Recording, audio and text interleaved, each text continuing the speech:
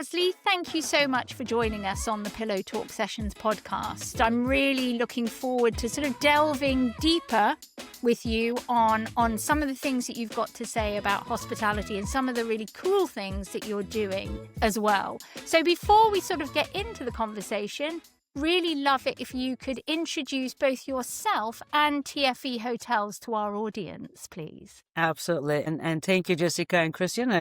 I'm very delighted to be joining to your podcast. I did listen quite a few of your episodes over the years, and it's just very nice and very thought intriguing. So I'm Asli, and I started my hospitality career early 1990s and my family hotel. So it's hospitality and hotels been in my blood, and that's what I've been doing since that day. My career has taken me across from Turkey to America to UK, Africa, Europe, all around the world, which I'm very grateful. My career has spanned and started, of course, with resort hotels and moved into luxury country house hotels segment.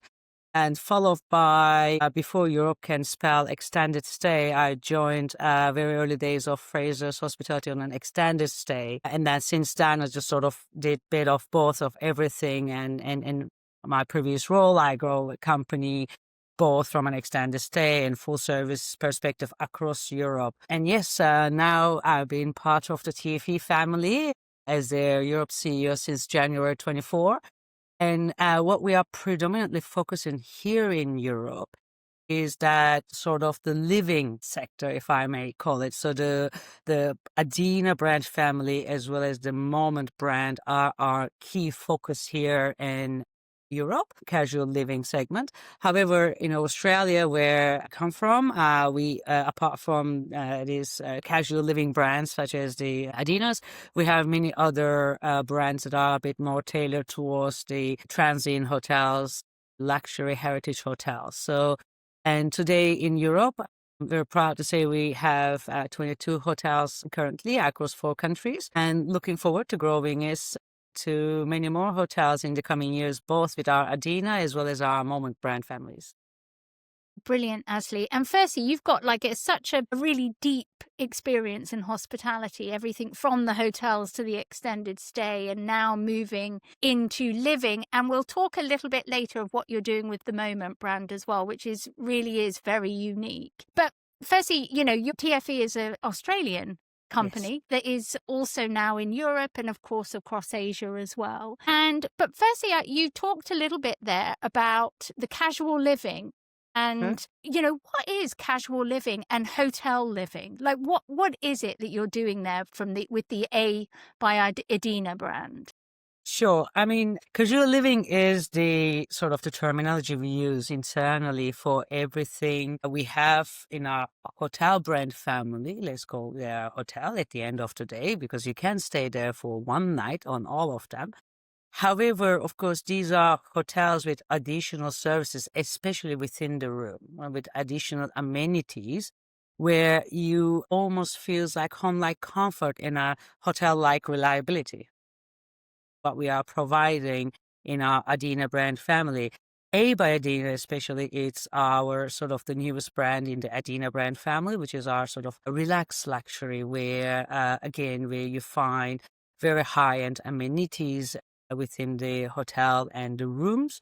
But, you can choose to be there 1 or 2 nights alone or with your family, or you can choose that's your pied-à-terre every time you come to that stay Monday to Friday because you're leading a company but living on the countryside, or you're relocating a location where you will feel comfortable enough to live there for extended period of time whilst you have the home-like amenities but the hotel's great service. So that's sort of in a nutshell what I can describe them to be the segmentation. Oh, it's super interesting. I think that's a good segue into our first topic that we're discussing today is this idea of hotelization of residential real estate. Your career, as you mentioned, has extended, span across extended stay, co-living, service apartments. How do you see this hotelization of residential spaces, reshaping, the guest expectation, but also the operational models, especially over the next decade? That's a great question.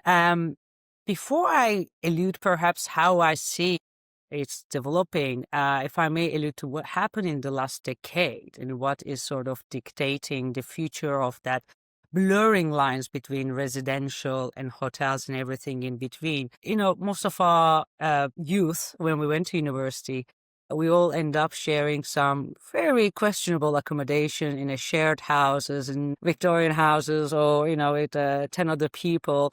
And for us, that was what we learned.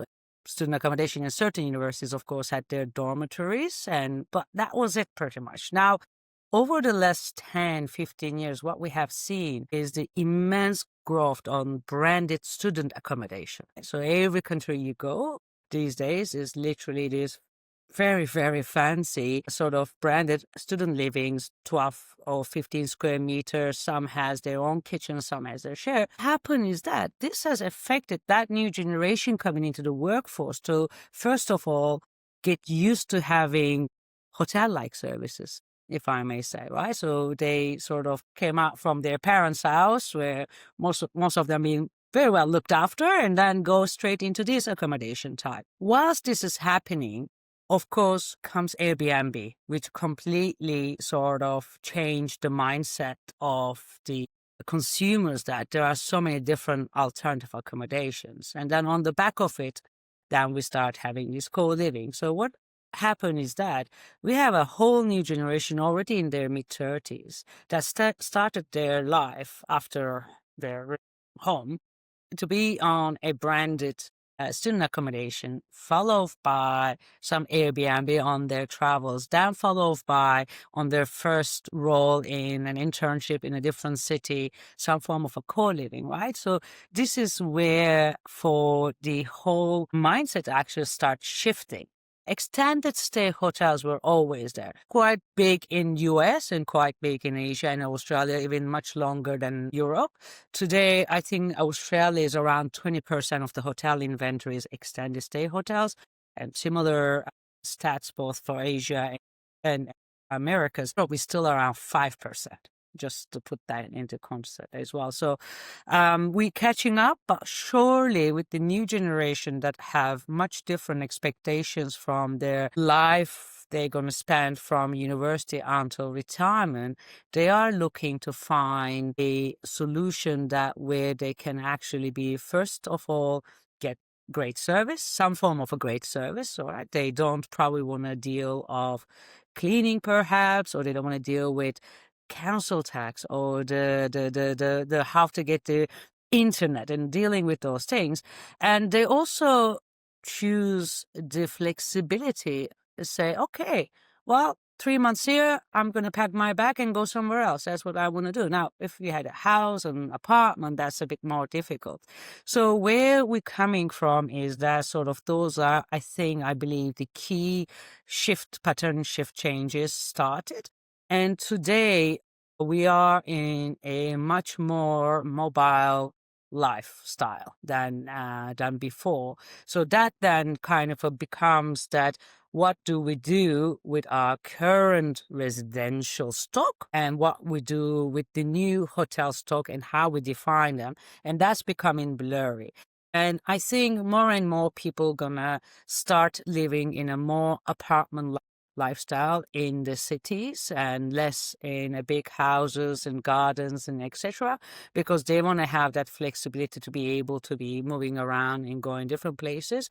And while that's happening, what we define a branded residency versus an A by Adina versus a co-living product depends on what kind of demographics we are going to be welcoming into each under the roof, into each product, and how we are going to be amending the flexibility of the service offering and the residential unit offering. It's so, the cultural reasons why hospitality and living are changing, I find just absolutely fascinating. And it isn't just lifestyle changes, but I guess it's also affordability as well, Buying a house with a garden is perhaps out of reach for many people, or it comes later on the journey, doesn't it, in our lifetimes, and maybe it did 20 years ago or definitely probably 30 years ago. I've got, and then also, I've got a couple of things I want to ask you now, actually. I've got one and then I'll wait till you answer that and then I'll go to another. But also that extended stay, previously it would be business people, wouldn't it, typically, or relocation, people. Project workers, project workers, that kind of thing. But now that we're seeing this sort of shift culturally, if you like, or lifestyle-y, what do you think is, and you talked about convenience, flexibility, and then also wanting that kind of service side, what do you think is most important for the next generation, or as we move forward in what we're offering as a hospitality offering? Out of those, what do you think is probably the core that everyone is really looking for? Yeah, it's if I just quickly allude back to your original sort of saying about the traditions has changed. My experience has been, sort of having lived in very different parts of the world. I certainly was surprised, sort of in the mainland continental Europe, house ownership is less of a thing. Rental life is renting something was much more common. Whereas, my upbringing in Turkey, then UK, where your ultimate goal was always to own a house culturally, or you were lucky, maybe you inherited a house. And in America, sort of, there was a huge difference between the city living and sort of the New Yorks and Chicagos, of where sort of people only rented and where you go into countryside. So I think that there is a variety of different approaches. And in Germany today, I was very shocked because most people are renting, and that has been the culture. So going back to your second part of your question is that where the new generation, what is it affecting their sort of decision is they're getting married later or not even getting married. I think there's building a family concept slightly shifted, right, between generations. And that's, I think, also another pivotal point why accommodation from a hotel or residential perspective has changed. Because, again, if I just give two extremes, my mom's generation, I think before 30, everybody had a couple of kids and settled down. And I'm looking at today, my godchildren's on their 20s, they're like, the M of marrying is not even spelled, right? So that's the whole, and that affects everything about their career choices, living arrangements, travel choices. So I suppose I don't have, of course, the crystal ball to say where these generations going to take us to, but I can certainly today define and see it with our products, with the Moment product, in the Adina product, and also in other products, where watching these young professionals being so fluid in their lifestyle, and that is reflecting onto their choices. Now, we're going through a major globalization piece a couple of decades ago.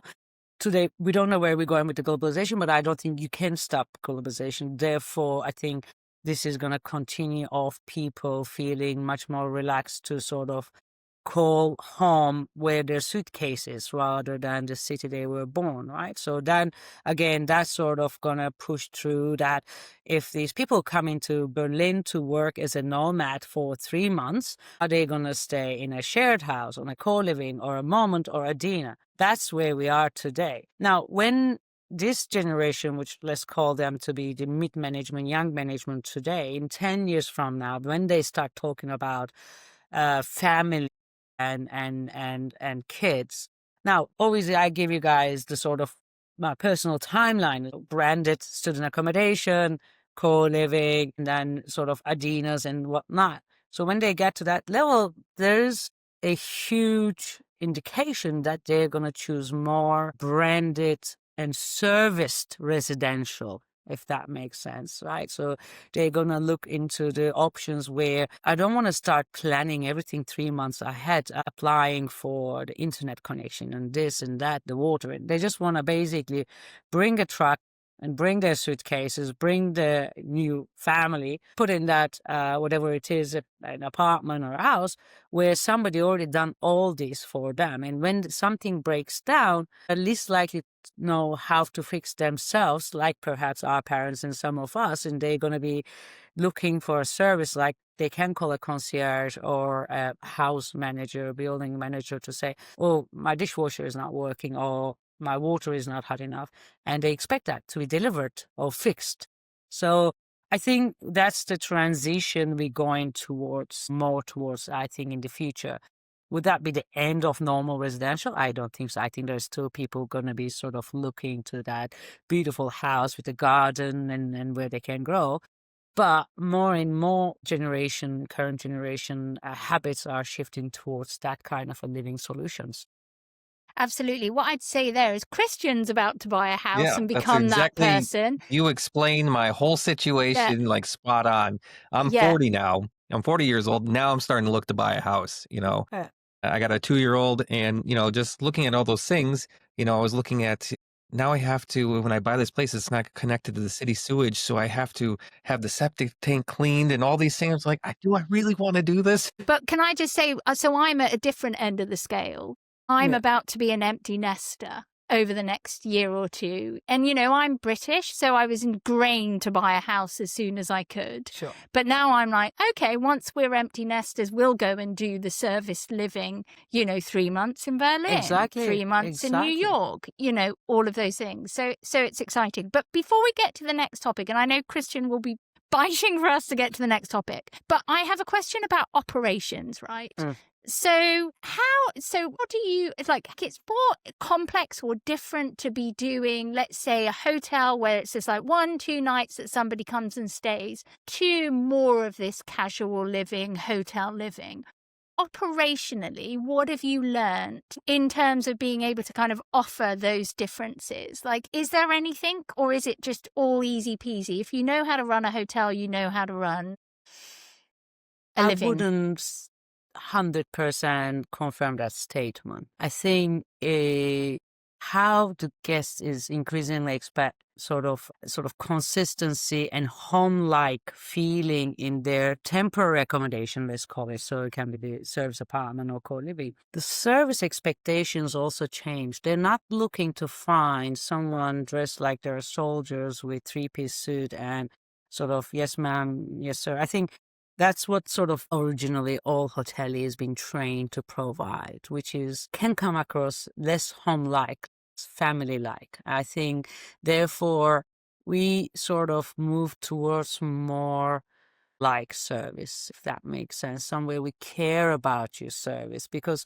that's, if you're there 1 or 2 nights, you're not going to build a relationship either. So if that person is just a bit rigid and the sort of just kind of a bit more like an administrative person behind what I call a rejection desk, because it's just so high and massive things behind, they're not looking to build a knowledge. But if you're there for more than 2 nights, even if it's 4 nights or 5 nights or 2 weeks, then your mindset and your expectation shifts. I mean, the best way to explain this, perhaps, in this, everybody, most Brits and most people in Europe goes to holiday for a week or 2 weeks in Spanish coast resorts or Turkish coast or Greek coast, where you go to these hotels where they choose more relaxed service because they know they build that rapport, they build that service.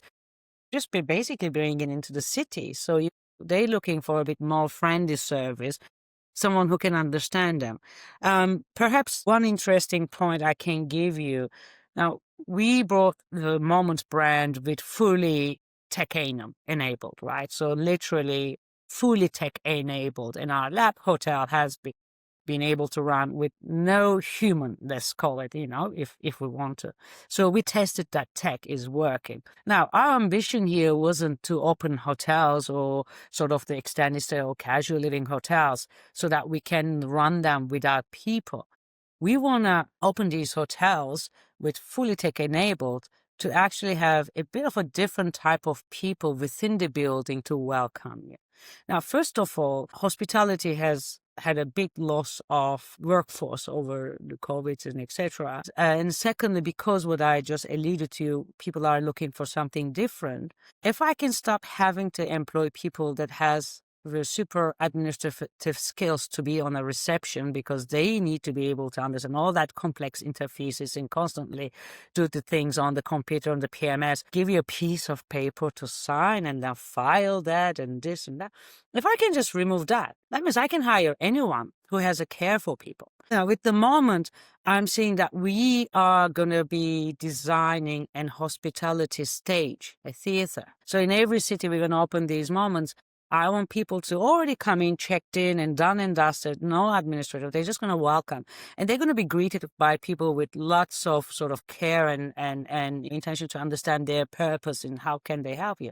So we're going to be able to now look into hiring people from performing arts or from care homes because I don't need them to have that or the hotel experience. So just kind of saying, why are we doing this? Because that's the expectation. People want to speak to people they feel they can connect. And my job as a CEO, bringing these new brands, opening these new hotels, is that hire the people who can give that what we really call genuine care and what we really call community feel. And the community feel is just this hip word everybody uses or connecting with. Community connection starts first within that building by the people who are serving you. And that then brings the rest of the community and the neighborhood. So that's sort of where we're trying to take, and we will be taking the service ethos and then the mindset of the people who are providing the service. I think this is a really good opportunity for you to just give us for those who haven't heard of the Moment brand, and for our listeners, it looks like MMNT, and we did previously do a podcast with Philippa Wagner from People, Places, Spaces, who talked about it, but actually an overview of what it is, because it is really cool what you're doing there, and it's really unusual what you're doing with the Moment brand. Yeah, I mean, Moment is an incredible solution to a couple of the big problems we're facing today in our lives in the cities. So first of all, it sits somewhere between co-living and extended stay, all right? But it also gives the guests the community without losing their sort of privacy, and they still feel their own space, but still feel connected. Now, the Moment brand is a adaptive brand. So, for example, Adina brand, we have very, sort of brand standards, and usually it needs to really be built ground up, and it usually will be a bit more difficult to share the same floor space with other people, right? So today, a biggest problem from a real estate and sustainability perspective is that we have every day more and more redundant retail and office space, right? And people don't know what to do with this because, say, for example, if there's a retail with over 5 or 7 floors, today, maximum the 2 floor works. We know that. And the rest of that 3 floor is empty. So what can we do there? Can we put Adina? Bit difficult. It will cost much more because you really need to shift a lot of things. And that's where we thought that wherever retail is, that's already an activated street or location. So therefore, it's suitable for anyone looking for a living or stay over solution. So our Moment brand is being designed to be able to fit in any piece of floor plan, workable location. It has to be, of course. And we have sort of 3 type of room types. So a small, medium, and large. And what we have done is that when we sort of start developing this idea, is that we wanted to not just put it on the paper, but we wanted to experience this and test in a real life. So we have created our Berlin lab here. We took out this retail space, and it's 6-room prototype live beta hotel.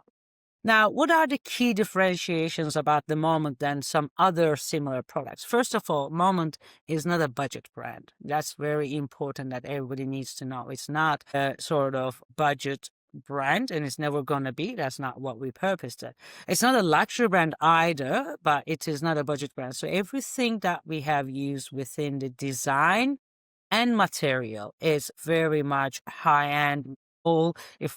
Ideally, all or close to all items should be recycled materials, and all the paints and items used, non-toxic and etc. So you can't that definitely doesn't become a budget, as you know, because in order to do budget, you have to compromise on quality and sustainability most of the time. The second thing we have about Moment is going back to that. We wanted to create something fully tech enabled. So we have all these incredible prop tech guys came into our industry with these fantastic products where they sort of put on the buildings and they sort of created a new segmentation of hotel hospitality living without any hospitality, just tech enabled, which is great.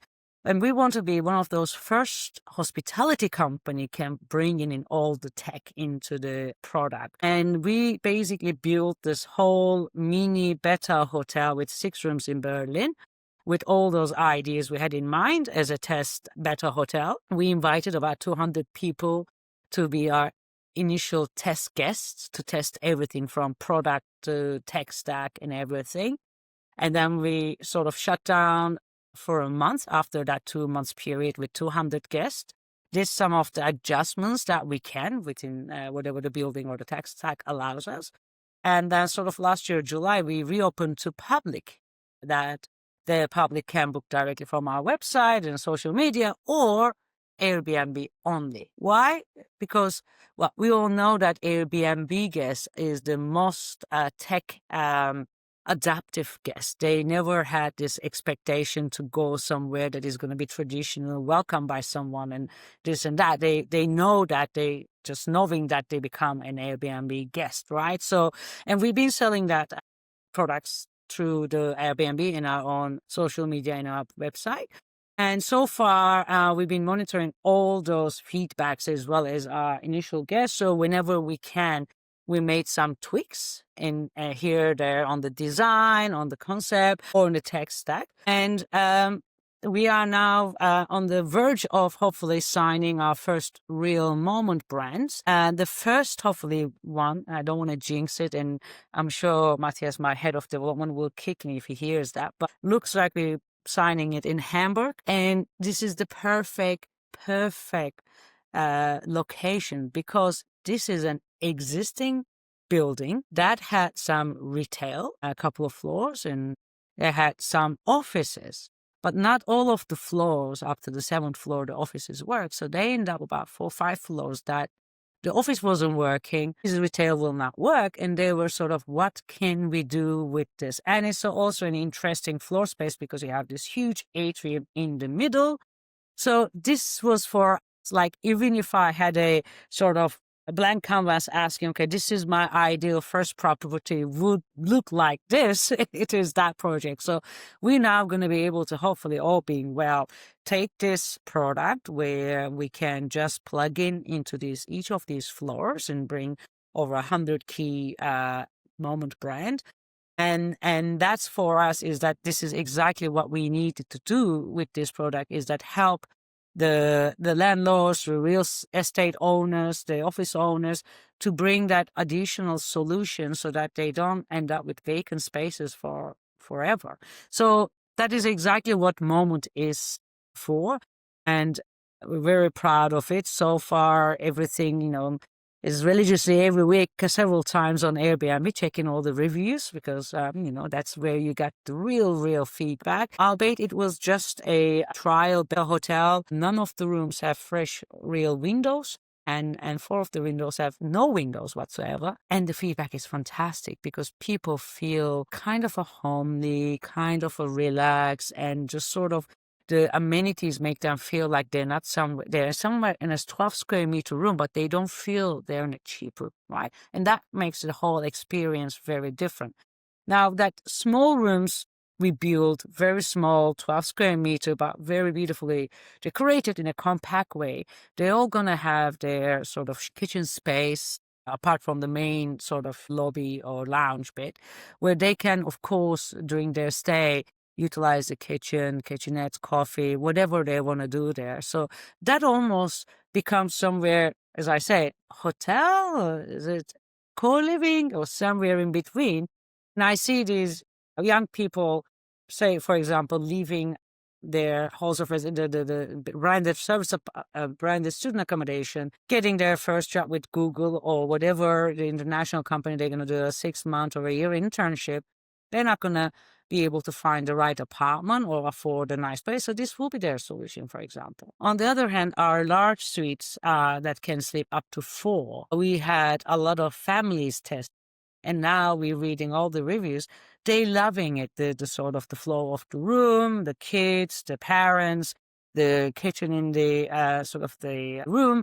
And they just basically became a super happy guests that are staying here over a long weekend, because it's easier for them to have that room with 2 kids than having 2 interconnected rooms in a hotel, where they're only depending on an outside restaurant or bar during the night if their kids wants to have something, or early morning. So yeah, this is for us one of the most exciting journey we've been through so far, and having this product now being able to roll out in Europe and Australia and hopefully one day maybe Americas. That's really excite us. That's very cool, and it's definitely a place I have to book next time I'm through. Between you Yes. and Philippa, and seeing what's on the site. I want to talk a little bit deeper on this. Because you mentioned it briefly in your last answer. Your strategy with TFE hotels is emphasizing this transforming underutilized buildings into this mixed use spaces. For an operator, I mean, what are the keys to making these adaptive reuse both financially viable and operation compelling for this long stay or co-living audience? The operational real estate operators, and I will call ourselves as hotel operators, the office operators and retail operators, I don't think any of us have any issues with making these spaces work. We first need a fundamental mind shift change in the cities and local authorities first, because that is actually the only reason perhaps we have so many empty spaces across every city you can think of, across many of the European cities, is because the adaptive use and conversion for us, any of us, and collaborate together as the operational real estate operators. Again, that's the retail, that's the office, that's the hotelier or extended stays. No, we can work. It works. Our biggest first change is to sort of reduce that amount of underutilized spaces that we really need the local authorities and local governments to actually start appreciating this change as well, because zoning is just killing everybody at this stage, and that's one thing. On the other hand, of course, going back to your question, assuming that all being well and we have the zoning approved for that building to be both commercial as well as sort of residential / hotel, we obviously need to first look at the guest journey for all of them, right? That's the most important one. Everybody has a slightly different journey. So the retail and office behaviors will be more alike in terms of hours of operating and heavy footfall, whereas with the hotel or residential, it slightly will be the opposite side. So what we need to figure out, wherever we're putting these products, let's say our moment product, we have to make sure that the integrity of the building, the guest journey from arrival experience all the way to their, sort of room, is not sort of cannibalized by the other usages either. And likewise to the office user as well as the retail user, right? So we have to figure out that do we have enough lifts to serve in the peak times? Are they fast enough? Is the staircases and so on and so forth are suitable? If you can get the guest journey right for all of these different usage types, that's already a fantastic starting point. Inside the building is obviously what you do in each of your sort of respective areas is going to be down to you. But I suppose, let's say, if I had an opportunity to put a 5-star conversion product on the upper floors and what I have in the retail or in the office, probably it's going to be a matter.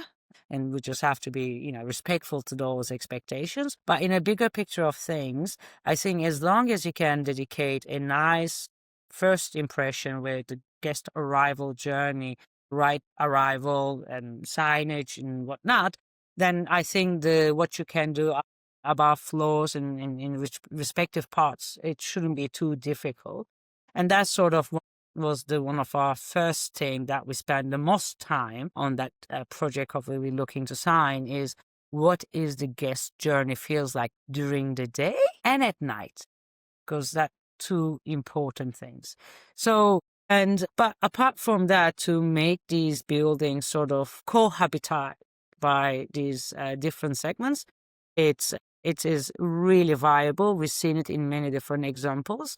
And I think there's going to be a huge game changer going forward, should especially the sort of be able to get zoning for, in the UK, that will be commercial and C1, or in Berlin, it will be commercial versus residential. Can we dig, Asli, a little bit into technology Yes. with you? So one of the themes that we talk about on this podcast is around how technology is enabling service, or how it's enabling operations, but also service. And I know with the Moment hotels, and I think you may have said it here, if not, I saw it on the website, is that you refer to it as a digitally hosted hotel. You also talked a little bit earlier about how Airbnb guests, or your experiences, that Airbnb guests are much more open to essentially a digitally hosted experience than perhaps a more traditional guest might be. How are you seeing that play out, not just in Moment, but also across hospitality and hotels? What do you think we're seeing as a future there? Yeah, that's a great, and I can now understand perhaps that word or the sentence may confuse digitally hosted. So from sort of, let's say, the TFE perspective and from our perspective, tech should not replace hospitality. That's starting point. It should free wonderful humans that works with us to deliver the moments that matter to them, right? So that's the key thing. I alluded earlier on as well, being a hotelier since 1990s, wherever I worked, this whole rejection desk full of computers and machines I always been allergic. It's just because it's really the tech and the layout didn't allow you to have that more personal connection with your guest coming onto it. So what we are sort of achieved with our tech stack today in Moment, which is a version of that we're now rolling out for the rest of our Adinas and every single other brand we have globally, is that we're allowing the guest to do what they've been doing for the last 2 decades with airlines to do with us. I mean, we are a little bit dinosaurs, unfortunately, in hospitality. We were very late to catch up, and because obviously this kind of a tech switch required many startups to try different things and get fundings and etc. Perhaps in the airlines that was a bit easier. But we are now finding that we have fantastic products out there, middlewares that you can utilize to sort of connect. And everything comes first of all open APIs, right? So everything is now can be connected, and that starts from the connection to your guests before their arrival and throughout their stay and post, right, departure. So for us is first of all to be able to get all that unnecessary barriers between us and the guests to be done and dusted with their mobile phones, because that's literally everybody is going to sleep with their mobile phones, they wake up with their mobile phones, they go to a train with their mobile phones, they go to an airplane with their mobile phones. So why can't they just do that where everything is checked in and they got everything before they arrive? So once they arrive, then first of all, I don't need that rejection desk. I can just have people just hanging around to welcome them just through hosts of their house. And again, I told you sort of the people we're going to hire are going to have much more different backgrounds. We want them to create this whole sort of soulful hospitality / theater stage to sort of really kind of engage with the people. And we are more and more lonelier anyway. Every studies are showing. So we're desperate for that human connection, less computer connection. So if I can remove these computers between us when you arrive, I mean, that's already a win-win. If I can get you someone that is going to smile from their heart and really curious about where you're coming from, what would you like to do? How can we help you? I mean, that's a very, very missing part of a lot of people today. So with technology-enabled hospitality is that I'm releasing and freeing my people to welcome these wonderful guests that are going to walk through our doors and just be able to be welcome. Now, I'm a business traveler. In average for the last decade or more, I probably travel almost every week. I sleep probably around 160 to 180 nights in hotels. And I'm usually a one-night hotel stay. Now, for me, tech is greatly important because I flew to a city, been on the meetings all day, knackered. All I want to do is just go to my room and have a nice shower and relax. And I'm perhaps a bit tired to talking to people because that's what my job is. But tech-enabled hospitality also allows me to be that person that just basically I'm in and out one night. All I want is just kind of a quickly go and relax, and I can do that as well. So this is the purpose of TFE investing quite a few millions to be able to develop what we call the GXP, guest experience platform. It's not just a guest-facing platform, that's also employee platform to help them also to do their jobs much more proactively and with much more user-friendly interfaces and with much faster than what the old system, legend systems are today forcing us to do. So that's the tech enabled for us. The employees have less admin work for them on the computers or the softwares and tools we use. And then the guest has basically less interaction with the computer when they arrive or paperwork that's just being removed from the middle, basically. And I got one more question for you on the tech side. As you mentioned that there's a lot of opportunity to put people back in hospitality and, smiling and saying welcome and actually enjoying their jobs, not punching a computer away. But the last question I have on that is, how do you balance the speed of innovation, with the risk of, disrupting operational continuity? Because there could be some speed bumps along the way. So I'm wondering, how do you balance those two things? Christian, that's a great question. We're just rolling out this year the GXP across our portfolio. We're going to start rolling out here in November in Europe, and that's going to be rolled out across all. Once we sort of have everything down, and we agreed as the exec teams earlier this year, I sent a note to our digital team and the tech teams and all these genius people who were behind us saying, all right, guys, so now we have the approval to roll this out from November. Can we start having our meetings on what GXP 2.0 looks like? Because by the time we roll this out, we are already behind tech stack on what the world is offering. So I think that's one side of looking at it. Now, your question is more about the people who are going to be adopting using this. And look, I'm fairly comfortable to say that where I say the guest interface is the important part, same equally importantly, we focused on the employee interface side, right?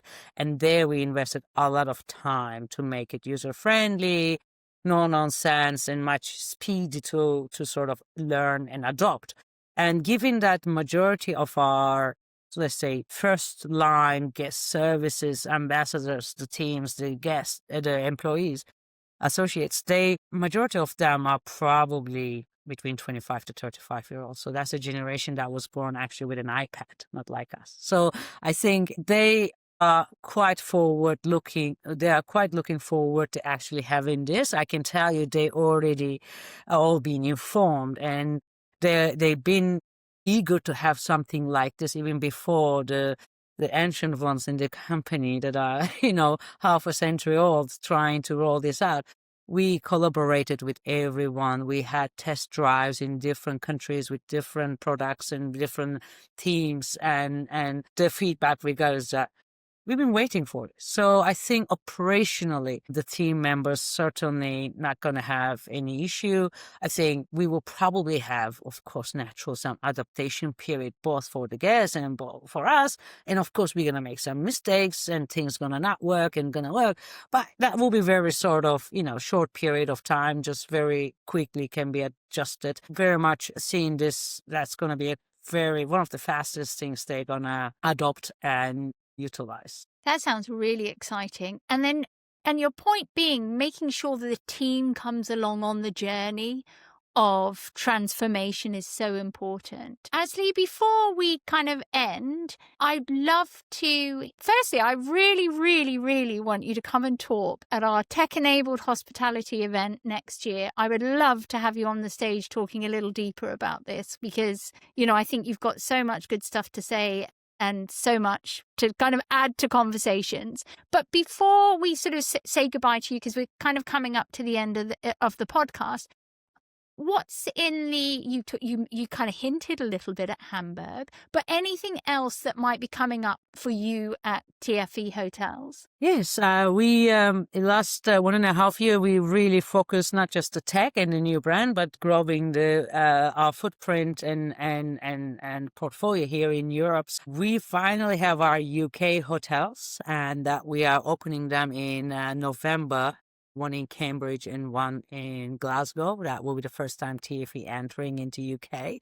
And we are super, super excited about it. On the back of opening our first Abode in Vienna, we just signed, and it's on the news, our second Abode for Europe, which is going to be in Berlin. And yes, and on the back of that, we have a very strong pipeline that our fantastic development team is negotiating with the Moment brand across both Europe and the UK, as well as Australia. Too early to say. Those are sort of, I think, in the next, before the end of the year, hopefully we will have a bit more news to push through and give you a bit more news about the Moment brand. Adina brand is on a roll, so we've been growing very fast. Yeah, that's all we're looking forward to. Just keep growing with the right people in the right places, and that's what makes me happy. That's brilliant. And, we wish you a lot of luck. And then also, as Jessica said, absolute pleasure to have you on the show today, Asli. Thank you, guys. It's absolutely a pleasure talking to you guys. And